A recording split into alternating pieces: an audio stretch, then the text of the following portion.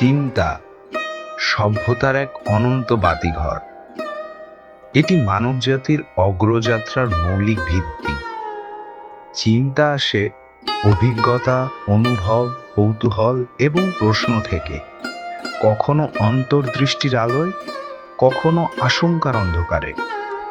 আমরা চিন্তা করি কারণ আমরা বুঝতে চাই, টিকে থাকতে চাই, আর নিজেকে ও সমাজকে আরো উন্নত করতে চাই। তবে সব চিন্তা সমান নয়। যে চিন্তা মানুষকে উদার করে, অন্যের কল্যাণে ডাকে, সৃজনশীলতা আর ন্যায়বোধ জাগায়, সেই চিন্তা প্রশ্রয়যোগ্য। আর যে চিন্তা হিংসা, সংকীর্ণতা, অবিশ্বাস কিংবা আত্মধ্বংস ডেকে আনে, সেগুলো থেকে সাবধান থাকা জরুরি।